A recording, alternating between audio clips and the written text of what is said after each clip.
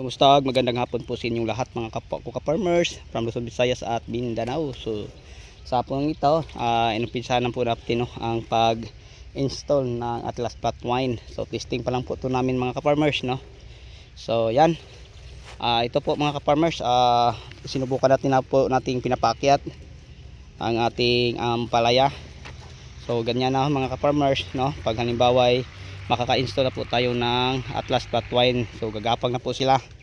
So ang layo nito mga ka-farmers sa ating twine, pwede 5 inches to 6, no. 5 hanggang 6 inches. So ito mga ka-farmers, ganito. Yan 5 inches. So pwede ang 6, no. 5 to 6 inches lang ang layo para magandang tingnan. Kasi ang lahat ng mga sanga nito mga ka-farmers ay ating papaakyatin. So wala tayong puputuling mga sanga, kundi ang lahat ng mga sanga ay alagaan natin hanggang sa makakarating sa itaas. So ngayon, apat kami din no. Yan, may isa naglagpas na. And then yung isa natin doon na sa isang dulo nag-umpisa. So apat kami. Ayan ang sa aking linya. Ito pangalawa, pangatlo. At ito naman ang pang-apat. Yan. So ikot ng dalawang beses sa ilalim, and then sa tie wire sa itaas isa lang. Yan, ganyan lang. Okay, so ipapasilip ko sa inyo kung paano po, no, ginagawa para makita po ninyo kung paano kami mag-install. So napakasimpleng balag mga ka-farmers. So yung Atlas Flat Twine mga ka-farmers, yung ina-install, Atlas Flat Twine ang pangalan. Guide lang po siya parang makakarating sa tie wire sa itaas. Kasi yung itaas mga ka-farmers, yun po ang matibay. Kasi tie wire. Guide lang po siya mga ka-farmers. So tie wire sa itaas, straw sa ilalim, Atlas Flat Twine ang ina-install. So doon natin ipapagapang ang ating mga ampalaya pati ang sanga. Kasi wala tayong sanga na tatanggalin. So sa madaling salita, hindi natin to pruningan. Hindi tayo mag-pruning, kundi ang lahat ng mga sanga din ay alagaan natin hanggang makaakyat sa itaas. Kasi yung ampalaya natin mga farmers, mataas na ang gapang nila. Nasa tag-2 dampal na. Yan So yan ang trial namin. So hindi pa kami tapos naglagay ng meter o straw sa ilalim. So yung straw natin, ang tawag nito ay diamond straw. Yun ang maganda gamitin kasi mataas po, no. So nasa tag 80 pesos, mga 300 meters siguro ang taas. Ayan So yan ang aming na-installan. Wala pa sa kalahati mga ka-farmers ang aming na-installan ng Atlas Flat Twine. So magandang nang tingnan kasi naka-align na ang mga poste. Parang isa lang mga ka-farmers, So sobrang tuwid na tingnan. Tingnan nyo, yan, nakakatuwang tingnan mga ka-farmers. And then doon papunta. Yan, kahit saan tayo lumingon mga ka-farmers, naka-align ang ating mga poste, no. So tama ang sukat nito, no, yung simula diyan papunta doon. So same ang sukat lahat, kaya pantay-pantay at magandang tingnan. So ang pag-install ng Atlas Flat Twine mga ka-farmers ay madali lang pong gawin. Basta alam na po natin. Pero pag wala tayong alam, parang mahihirapan po tayo.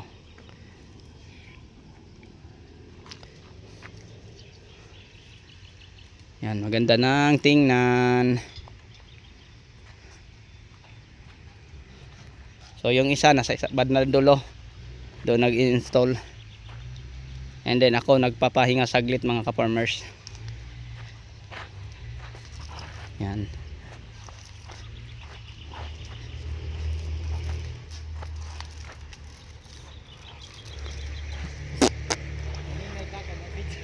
Anuhan ang tape, ganyan. Yan. Yan si Super Mario. Pinaka toothpick namin na tao. 5 flat lang pero yung 6 inches na abot Kasi tumalon pa eh. Bang. Yan. Tapos yung lupa sa gitna, palahin pa namin parang mas lalo pang tumaas ang bed o saro mga ka-farmers. Para kung sakaling uulan, hindi malubog sa tubig ulan ang ating ano. Reels na kinaputol. Yung isa nandun sa bandang dulo.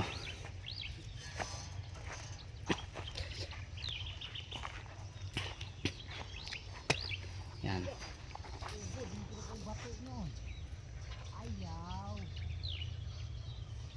So, ganyan lang ang mag-install mga ka-farmers, napakadali lang po. So trial namin to, tag isang linya lang daw kami.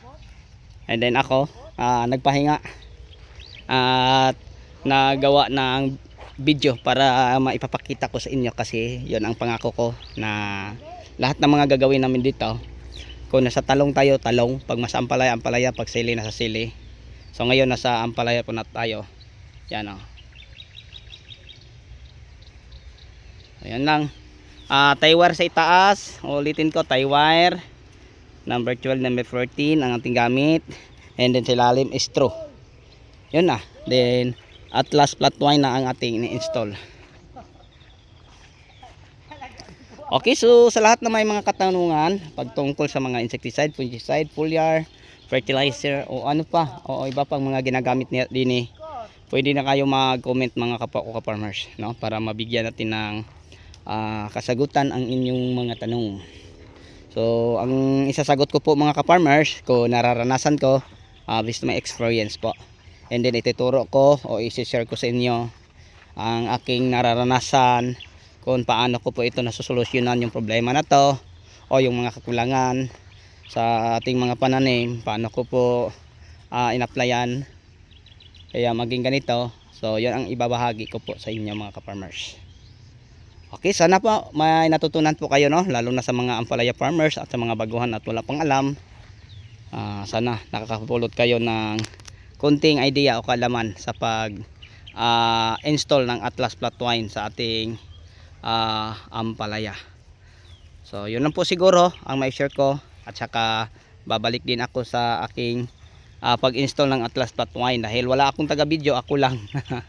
Ayan yung mga kasamahan ko dito sa farm, yun ang binibidyohan ko para maipapakita at maipasilip ko sa inyo.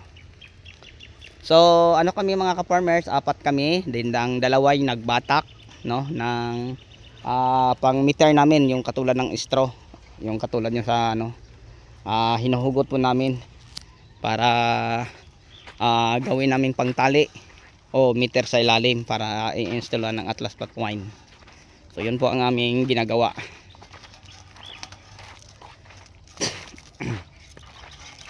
Yan. Abot ni Totpi oh. Na. Tatalon, sabay talon. Okay, so ulitin ko ang sukat, no, sa pag-install. 5 to 6 inches lang, okay na. So ayan, pag matapos namin to, 4 na linya na diretsuhan ang aming matatapos. Isa doon sa akin. Sa ayan isa. So 1, 2, 3, 4. So yun po ang aming trial mga ka-farmers. Ganyan lang oh. Ikot 2 beses. Taas. Ganyan lang. Yan. So pag matapos na namin to ma-installan mga ka-farmers, napakaganda po itong tingnan, no? Sobrang ganda itong tingnan. Yan. Okay. Yan lang siguro ang may share at may bahagi ko po sa inyo mga ka-farmers. Hanggang dito na lang po. Maraming salamat. So abangan nyo bukas ang pagpapaakyat ko din katulad ng nakikita ninyo kung paano ko po ginagawa. So yan mga farmers, tuloy-tuloy na dyan hanggang sa itaas. Yan. Pinapaakyat na po natin. So sinubukan. Okay. So maganda ng tingnan ang ating ampalayang may balag na. Okay, so sa inyong lahat, hanggang dito na lang. Maraming salamat. Bye-bye and God bless. So bago natin to tapusin, mega love shout out sa lahat ng mga subscriber, viewer, sharer at commentator. So sa inyong lahat at inyong patuloy na pagsuporta, maraming salamat po. Hanggang sa muli, ako na po yung magpapaalam. Happy watching.